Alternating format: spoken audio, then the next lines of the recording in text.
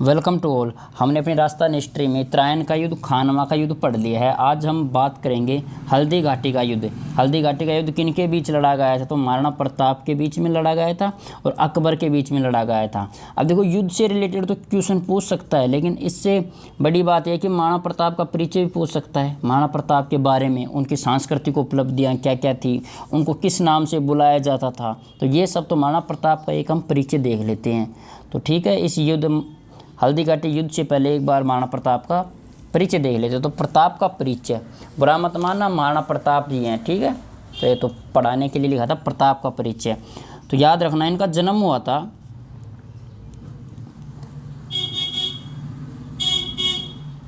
जन्म 9 मई 1540 को हुआ था। पिताजी इनके उदय सिंह थे, वही जिसने उदयपुर की स्थापना की थी। और इनकी माता थी जयंताबाई।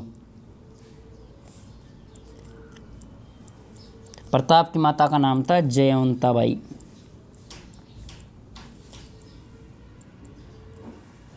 और ये वो जयंताबाई है जो सोनगरा की थी, ठीक है, सोनगरा, जयंताबाई सोनगरा। और अगर इनके जन्म कहाँ हुआ था प्रताप का जन्म, तो जन्म हुआ था कुंभलगढ़। कुंभलगढ़, और कुंभलगढ़ क्या है ये याद रखना, संकटकालीन राजधानी है ये, संकटकालीन राजधानी। मेवाड़ की संकटकालीन राजधानी क्या है तो पूछ सकता है, संकटकालीन राजधानी है मेवाड़ की कुंभलगढ़।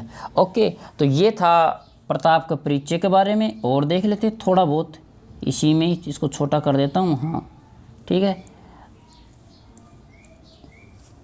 अब इनके बचपन का क्या नाम है?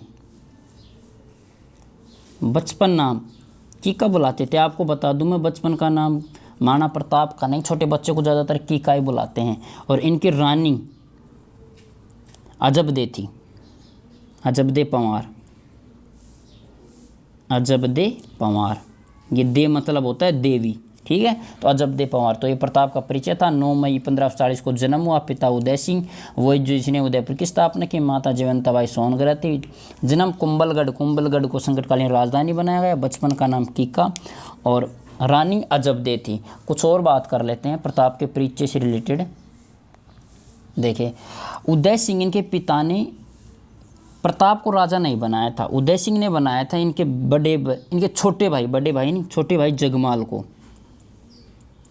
इनको राजा घोषित किया था, बनाया नहीं था, इनको घोषित किया था कि ये राजा बनेंगे, ठीक है। लेकिन एकमात्र राजा जिनको जनता चुनती है, एक जनता इस कदर अपने राजा के प्रति एक आश्वासन थी, तो उसने अपने राजा उदय सिंह के बातों को ठुकरा दिया था। और गोगुंदा में ही, जहाँ पर उदय सिंह जी के अंतिम संस्कार किया गया था, वहाँ पर ही गोगुंदा में कृष्णदास चुंडावत सलुम्बर के थे। और वहाँ की जनता ने महाराणा प्रताप को राजा बनाया था। तो क्वेश्चन पूछ सकता है कि महाराणा प्रताप का राज तिलक कहाँ हुआ था? गोगुंदा में। ये तो बनेंगे मतलब सिर्फ बनेंगे ही, बना नहीं था ये, लेकिन क्या वहाँ पर गोगुंदा की जनता ने, और कृष्णदास चुंडावत सलुम्बर के थे, तो उन्होंने गोगुंदा में ही प्रताप का राज तिलक कर दिया गया था। तो गोगुंदा में याद रखना, गोगुंदा में इनका राज तिलक किया गया था प्रताप का। ओके, और अगर राज तिलक समारोह की बात करें ना, राज तिलक समारोह की बात करें, ये गोगुंदा में नहीं होता, ये अपनी संकटकालीन राजधानी वही कुंभलगढ़ में करेगा। तो कुंभलगढ़ में किया था इन्होंने।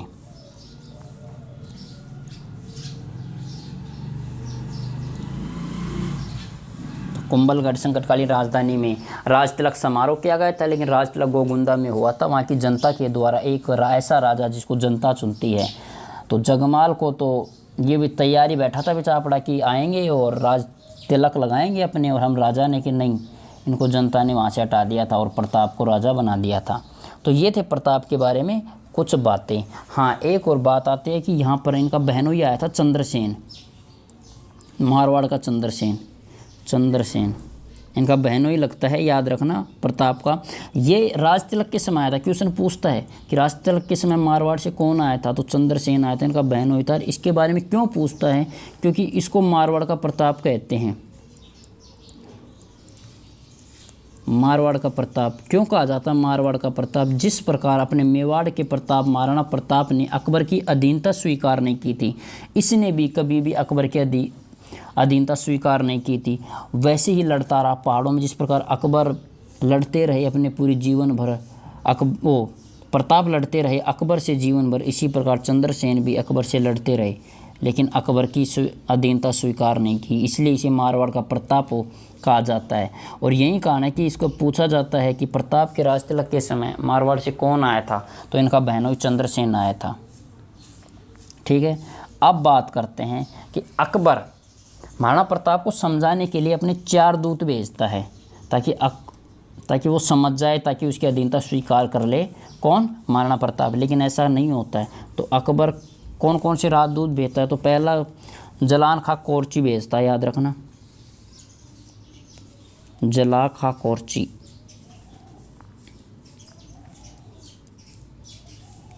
और ये भाई साहब कब आए थे? ये आए थे 1572 में। ठीक है, एक मैंने महाराणा प्रताप के वो कार्यकाल के बारे में नहीं लिखा था, तो लिख लो। महाराणा प्रताप का कार्यकाल रहा था 1540 में, तो इनका जन्म हुआ था, तो 1572 से 97 तक चला था इनका कार्यकाल। ठीक है, 72 से 97। ओके, अब अगली बात करते हैं। किस किस ने अकबर के 4 दूत? पहले था जलाल खां कोरची था, दूसरा मानसिंह था, मानसिंह, थर्ड था मानसिंह के पिता भगवंत दास जी,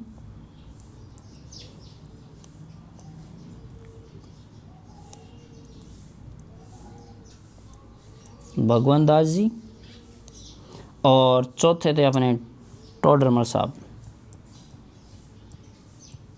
और ये तीनों आए थे अकबर से 1573 में।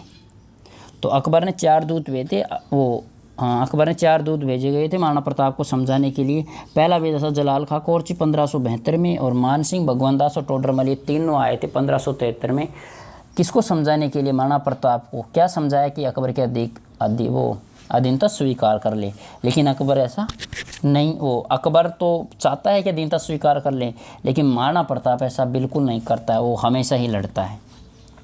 ठीक है, तो ये थे अकबर के भेजे गए दूत, और ये अपना परिचय था, ये याद रख लेना। अब बात कर लेते हैं हल्दी घाटी युद्ध के बारे में, जिसके लिए हम यहाँ पर बैठे हुए हैं, जिसका थंबनेल आप देख कर आए हैं। थंबनेल तो देख लो, 18 जून को हुआ था ये, 18 जून 1576 ईस्वी में हुआ था। ओके, और हल्दी घाटी कहाँ पड़ता है? तो ये याद रखना, ये राजसमंद में पड़ता है। ठीक है, तो राजसमंद में ये पड़ता, राजसमंद जिले में हल्दी घाटी पड़ता है। 18 जून 1576 को ये युद्ध हुआ। लेकिन गोपीनाथ शर्मा के अनुसार, किसके अनुसार? गोपीनाथ शर्मा,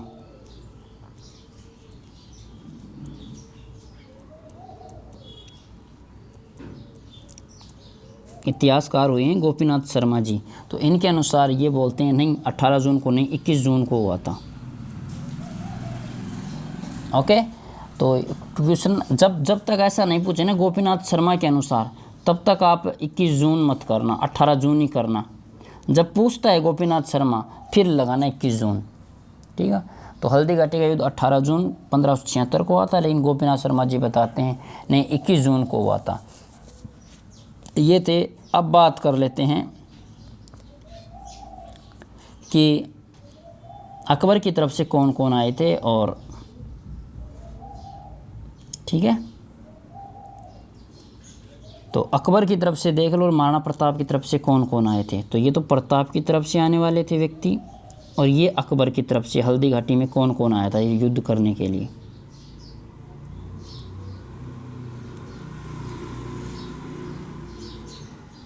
ये अकबर की तरफ से। ठीक है, तो महाराणा प्रताप की तरफ से एक तो खुद प्रताप आए थे, दूसरा आया था कृष्णदास चुंडावत, कृष्णदास चुंडावत सलूम्बर के थे। ठीक है, और एक था रामसा, ये एमपी के अपने ग्वालियर से आए थे रामसा तोमर जी, ये ग्वालियर से आए थे, और ये सलूम्बर से आए थे।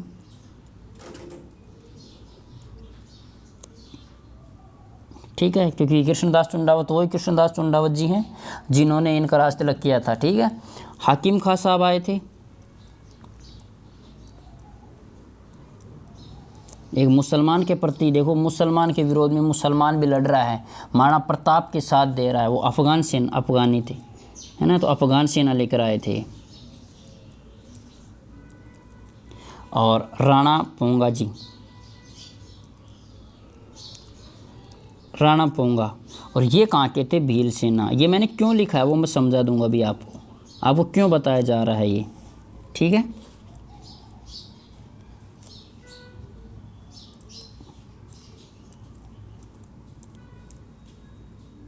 भील सेना को लेकर आए थे। और अकबर की तरफ से कौन कौन आए थे? तो अकबर की तरफ से आए थे पहले तो एक तो मान सिंह आया था, और मान सिंह को पहली बार स्वतंत्र राजा बनाया गया था। तो ये क्वेश्चन पूछता है कि पहली बार अकबर के साथ देने वाला ऐसा कौन सा राजा था राजस्थान का जो पहली बार स्वतंत्रता सेनापति बना था? तो मान सिंह बना था, याद रखना। ठीक है, और दूसरा अकबर की तरफ से लड़ने आया था आसफ खां। आसफ खां, ये दोनों अकबर की तरफ से लड़ने आए थे। देखो इसलिए मैंने ये लिखा है क्योंकि क्वेश्चन भी पूछता है ये वैसे। और आप कहते हो ना कि हल्दी घाटी युद्ध में माँ वो प्रताप अकेला लड़ा था, नहीं ऐसा कोई बात नहीं थी, प्रताप के साथ पूरे राजा थे। ठीक है, वो एकलिंग दीवान साहब उसके साथ पूरे राजा थे, जितनी बाउंड्री थी बाउंड्री सील कर रखी थी। महाराणा प्रताप ने ऐसा गठबंधन बनाया था, ऐसे सभी राजाओं ने साथ दिया था प्रताप का। तो ये कभी मत कहना कि प्रताप अकेले थे, नहीं थे अकेले, सभी साथ थे। ठीक है, तो ये थे हल्दी घाटी युद्ध में भाग लेने वाले। तो प्रताप की तरफ से कृष्णदास चुंडावत, ये सलूम्बर के थे, रामसा तोमर ग्वालियर के, हाकिम खां अफगान सेना के, राणा पोंगा। ठीक है, ये पोंगा जी हैं, राणा पोंगा, ये भील सेना लेकर आए थे। लेकिन अकबर की तरफ से आए थे मान सिंह और आसफ खां। ओके, अब देखो हल्दी घाटी को तो 18 जून को गोपीनाथ शर्मा ने 21 जून को बताया था। और बात कर लेते हैं, ये देखो जब महाराणा प्रताप युद्ध कर रहे थे तो महाराणा प्रताप ने अपने घोड़े को लेकर कहाँ गए? इधर मान सिंह की तरफ लेकर गए थे, और अपने चेतक के दोनों पैर हाथी के सूंड पर रख दिए थे। देखो ये एक घटना बताना सुनना, अपने चेतक के दोनों पैर हाथी के सूंड पर रख दिया था और भाला फेंका था। देखो ये भाला फेंक रहे हैं, तो भाला से तो ये मान सिंह बच जाता है, लेकिन मान सिंह इतना चतुर था कि हाथी की सूंड में क्या एक चाकू, ठीक है, ये चाकू हाथी की सूंड में फिट कर देता। तो जैसे ही चेतक अपने दोनों पैर नीचे करता है ना, तो चाकू की सहायता से दोनों पैर कट जाते हैं, जिसके कारण महाराणा प्रताप को युद्ध भूमि से बाहर होना पड़ा। और आपको पता है जब राजा युद्ध भूमि से बाहर होता है ना, तो सादरी का झाला, याद रखना, झाला बीदा, सादरी का झाला बीदा शायद वो प्रताप की जगह लिया था। तो ये क्वेश्चन पूछेगा कैसे कि सादड़ी का झाला बीदा ने युद्ध का नेतृत्व किया था, याद रखना। ठीक है, युद्ध का नेतृत्व कब किया था? जब राजा बाहर गया था। और राजा बाहर क्यों गया था? क्योंकि चेतक घायल हो गया था, तो इस चेतक को लेकर राजा युद्ध भूमि से बाहर हो गया था। और इतनी भयंकर लड़ाई की थी प्रताप की सेना ने कि अकबर की जो सेना थी ना वो भाग निकली थी हल्दी घाटी युद्ध से, क्योंकि घाटी थी तो घाटी से इतने डर कर भाग गई थी कि एक क्वेश्चन ये पूछता है, जब भाग रही थी ना तब अकबर के एक सेनापति था मेहतर खां, तो ये भी क्वेश्चन पूछता है कि हल्दी घाटी युद्ध में जब अकबर की भागती हुई सेना को एक झूठा आश्वासन दिलाने के लिए मेहतर खां ने ये बोला था कि अकबर आ रहे हैं, तो ये झूठा आश्वासन दिया था उन्होंने।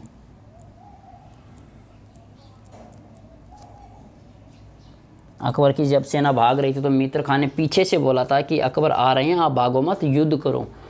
तो ये घटना थी। जैसे ही जब चेतक के दोनों पैर कट जाते हैं तो महाराणा प्रताप इसको बाहर लेके जाता है।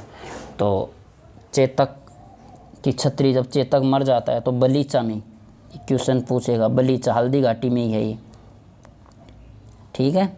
तो हल्दी घाटी में चेतक, बलीचा में इनकी मृत्यु हो जाती है। तो देखो चेतक का ये क्वेश्चन पूछेगा कि चेतक की छतरी कहाँ है, तो बलीचा में। तो इस प्रकार ये लड़े थे, और लेकिन फिर भी प्रताप ने अधीनता स्वीकार नहीं की थी। तो इतिहासकार हल्दी घाटी युद्ध के अलग अलग नाम बताते हैं, क्योंकि जहाँ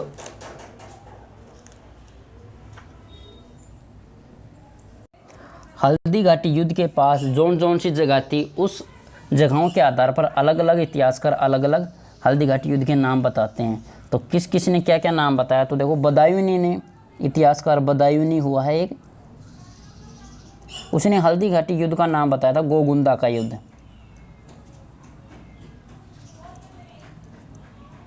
गोगुंदा का युद्ध, ओके।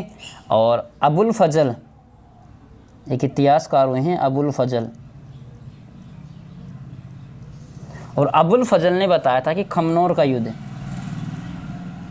ये पूछ सकता है, ठीक है, खमनोर का युद्ध। हल्दी घाटी के युद्ध को ही बोला इन्होंने, और कुछ नाम नहीं।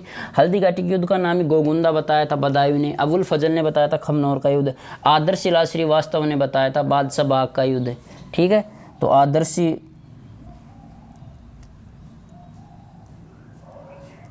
लाल श्रीवास्तव ने,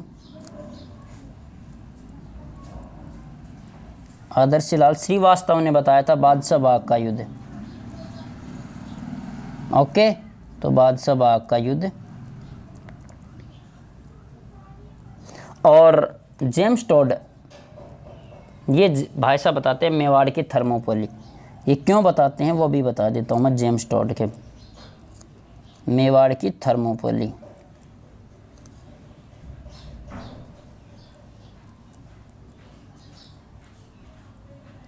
तो जेम्स टोड मेवाड़ की थर्मोपोली इसलिए बताते हैं क्योंकि यूनान और फारस इन दोनों के बीच में जब लड़ाई हुई थी ना, तो एक थर्मोपोली एक घाटी थी, जिस प्रकार अपनी हल्दी घाटी थी, घाटी के बीच में लड़ा गया था, इसी प्रकार थर्मोपोली में भी एक युद्ध हुआ था यूनान और फारसी सेनाओं के बीच।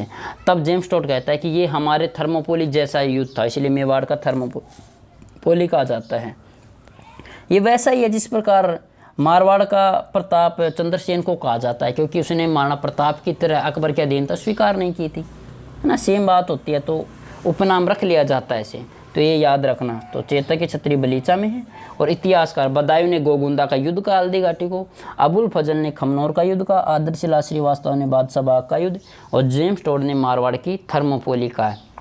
ये ऐसा कुछ बताते हैं। और बता देता हूँ मैं बात आपको कि हल्दी घाटी का युद्ध, अगर मुग़ल सेना कहाँ रुकी थी और मेवाड़ की सेना कहाँ रुकी थी, तो मुग़ल सेना रुकी थी मोलेला गांव में, ठीक है, मोलेला गांव, मुग़ल सेना तो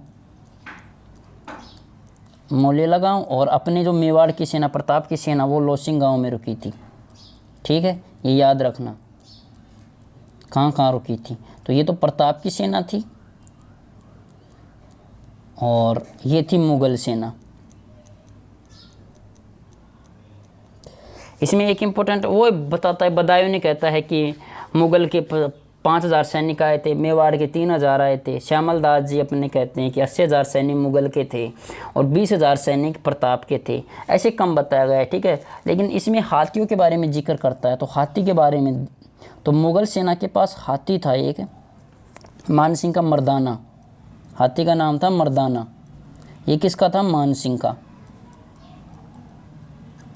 और अपने 2 हाथी थे, लूणा और राम प्रसाद। इसकी मैं कहानी बताता हूँ। राम प्रसाद हाथी का नाम है, जिसको पीर प्रसाद कहा गया है बाद में, ठीक है। क्या बात है, जब हल्दी घाटी का युद्ध नहीं जीत पाए थे ना, तो मुग़ल सेना ने जातिगत अपने राम प्रसाद, हाथी है ये राम प्रसाद, इसको लेके गए थे। और इन्होंने, मुग़ल सेना है तो हाथी का नाम ही चयन कर दी थी पीर प्रसाद। तो जब भी इनसे कोई पूछता ना कि आप हल्दी घाटी युद्ध से क्या लेकर आए थे, तो मुगल सेना बताती है हमने राम प्रसाद को लेके आया है। राम प्रसाद हाथी है जिसका नाम पीर प्रसाद बदलकर कर दिया था। तो ये पूछ लेगा कि मुगल सेना मोलेला गाँव में रुकी थी और प्रताप की सेना लोसिंग में, हल्दी घाटी में ही ये जगह है। ठीक है, तो ये हल्दी घाटी युद्ध के बारे में था। और विजयी तो हम कह सकते हैं अपने महाराणा प्रताप ही हुए थे, क्योंकि जिसने अच्छी तरह, जेम्स टोड कहता है कि मेवाड़ की थर्मोपोलिया जिसके मियत्तर खां नाम के व्यक्ति ने झूठी सूचना दे दी थी, क्योंकि भागती हुई जब किसकी सेना भागेगी, जिसको युद्ध हारा है, जो युद्ध हारा उसकी सेना भागेगी, तो हम कह सकते हैं कि बिल्कुल हल्दी घाटी को तो महाराणा प्रताप ही जीते थे, कह सकते हैं। ठीक है, अभी इतिहास में नहीं बताया गया इसे। और वीडियो अच्छा लग रहा तो सब वो लाइक शेयर करते रहना, चैनल को सब्सक्राइब कर लेना। ओके, और बता देता हूँ मैं बात प्रताप की सांस्कृतिक उपलब्धियाँ कि प्रताप ने क्या क्या बनवाया था। क्योंकि अंतिम जो अटैक हुआ था ना, वो 1585 में जगन्नाथ कछुआ ने किया था। उसके बाद बिल्कुल शांत हो गया था मेवाड़। उसके बाद प्रताप की तरफ से महाराणा प्रताप की तरफ से कोई भी अटैक नहीं हुआ था, और ना ही अकबर ने अटैक किया था। ठीक है, तब कोई अटैक ना होगा तो शांति होगी, शांति होगी तो सांस्कृतिक उपलब्धियाँ बनेगी। तो सांस्कृतिक उपलब्धियों में मालरापुर में एक तो झालरा तालाब बनाया था। ठीक है, कौन कौन सा, एक तो झालरा तालाब मालपुरा में, झालरा तालाब। एक नीलकंठ महादेव मंदिर का निर्माण करवाया था। नीलकंठ तो इसलिए क्योंकि शिव जी के भक्त थे, खुद कहते थे कि एक लिंग के दीवान है, तो नीलकंठ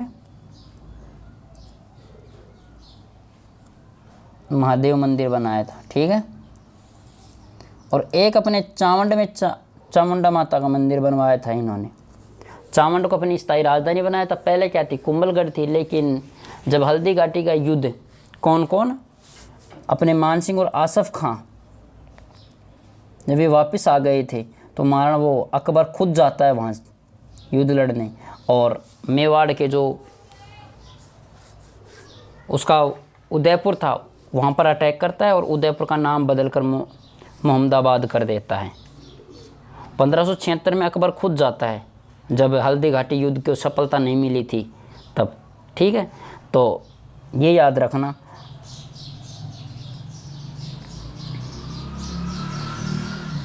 तो नीलकंठ महादेव मंदिर का निर्माण, और चावंड में चामुंडा माता। चावंड क्या है, प्रताप ने अपनी स्थायी राजधानी बना ली थी, तो चामुंडा माता का मंदिर बनवाया था।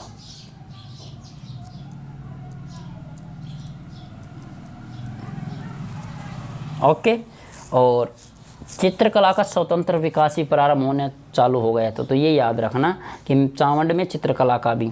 ठीक है, और मुख्य चित्रकार के रूप में नासिरुद्दीन थे। तो ये कुछ बात याद रखना। अब बात कर लेते हैं इनके, ये कौन थे, ये भामाशाह थे। आप पढ़ते होंगे ना अभी, भामाशाह, अपना भामाशाह कार्ड भी है। भामाशाह जो कोई अगर आज भी स्कूलों में कहीं भी दान देता है तो उसको भामाशाह बोला जाता है। ये भामाशाह वही व्यक्ति थे जिसने प्रताप की सहायता की। ये तो भामाशाह नाम है ये व्यक्ति का। भामाशाह व इसके भाई थे ताराचंद जी।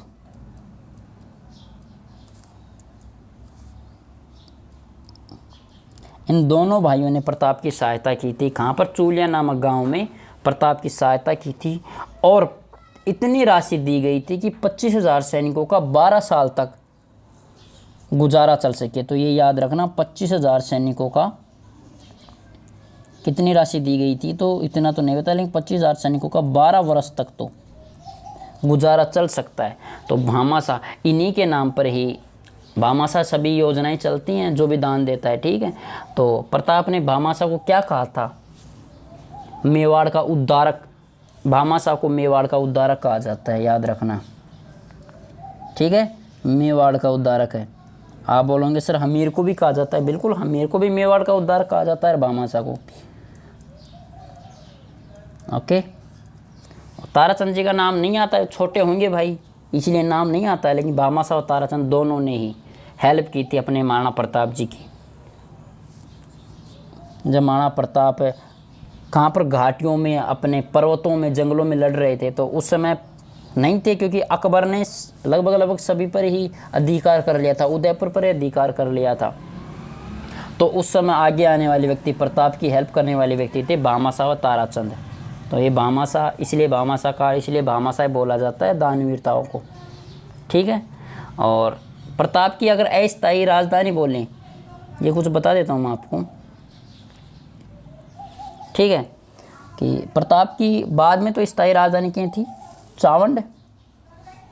स्थायी राजधानी तो बनाया था इसने चावंड को।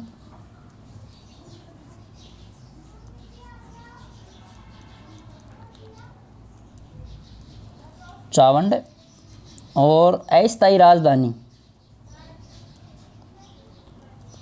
अस्थायी राजधानी बनाया था आवरगढ़।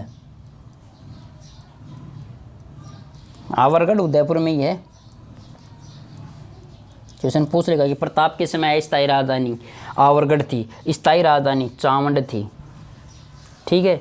और मायरा की गुफा है उदयपुर में, जिसे प्रताप का शस्त्रागार, जहाँ पर शस्त्र रखता था, तो मायरा गुफा है, ठीक है। तो ये याद रखना कुछ बातें प्रताप के बारे में। हमने सांस्कृतिक उपलब्धियों में इसने झालरा तालाब, नीलकंठ चामुंडा माता का मंदिर चावंड में, ठीक है, ये प्रताप की कुछ सांस्कृतिक उपलब्धियां हैं। भामाशाह ने इनकी हेल्प की थी। हल्दी घाटी युद्ध का महत्व सिर्फ इतना सा है कि इस युद्ध से राष्ट्रवादियों के लिए प्रेरणा का स्रोत कार्य करता है ये युद्ध। तो राष्ट्रवादी जब लड़ाई करते हैं तो ऐसे बोला जाता है कि हल्दी घाटी युद्ध की तरह, जिस प्रकार महाराणा प्रताप हल्दी घाटी युद्ध में लड़े थे, उसकी सेना हल्दी घाटी युद्ध में लड़ी थी, इसी प्रकार हमें लड़ना है। तो राष्ट्रवादियों के लिए प्रेरणा का स्रोत है। साम्राज्यवादी शक्ति तथा प्रादेशिक स्वतंत्रता के बीच का संघर्ष बताता है। अजयता की छवि को तोड़ देता है। किसकी? उस समय मुगल एम्पायर बढ़ रहा था अपने भारत में, और अकबर ही क्या, मुगल एम्पायर कहीं भी जाता था तो जीत कर आता था, लेकिन मुगलों की अजयता की छवि तोड़ता है कि नहीं, हमेशा विजय नहीं रह सकती। हल्दी घाटी युद्ध में ये बताया गया था। और जनता तथा जनजातियों में राष्ट्रवादी भावना का संचार करता है हल्दी घाटी का युद्ध। ओके, क्यों करता है? क्योंकि अगर आपको मैंने बताया था, देखोगे आप खुद ही कि जनता और जनजातियों के बीच में, ये मैंने इसलिए बताया था। देखो, कृष्णदास चुंडावत हैं, तोमर हैं, हाकिम खां हैं, राणा पुंगा है, भील सेना के, ये भील हैं जिसे आप निचली जाति बोलते हैं, ये अफगान है, मुगल साहब है ना। तो इनको साथ लेकर चलना, ठीक है, आप जिनको छोटी जाति बोलते हैं इनको साथ लेकर चलना। तो ये बंदा जनता और जनजातियों में राष्ट्रवादियों की भावना का उत्पन्न करता है। तो ये कुछ यह बात याद रखना, राष्ट्रवादियों के लिए प्रेरणा का स्रोत है, ठीक है। अब बात करते हैं प्रताप की मृत्यु कहाँ हुई थी, क्योंकि प्रताप ने अच्छे अच्छे काम किए थे तो ये सब ठीक था। तो प्रताप की मृत्यु की बात करें तो चावंड में हुई थी प्रताप की मृत्यु, याद रखना, चावंड में। कब हुई थी? 19 जनवरी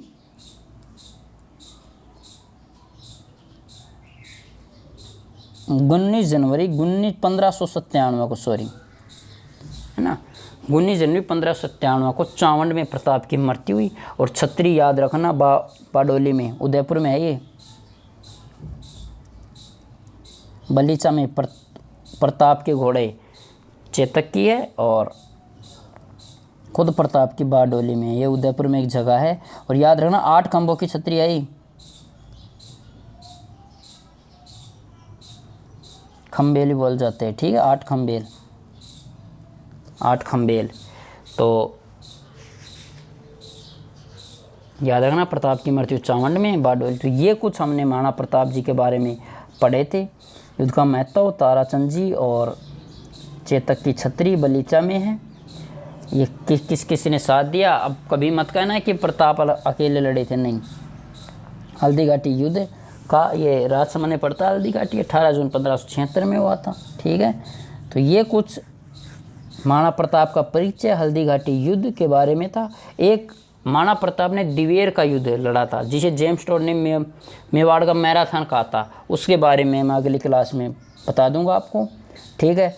अगर वीडियो अच्छा लगे, कुछ इन्फॉर्मेशन आपको बेस्ट लगी, तो लाइक, कमेंट, शेयर करना वीडियो को, और चैनल को सब्सक्राइब करते जाना, ठीक है।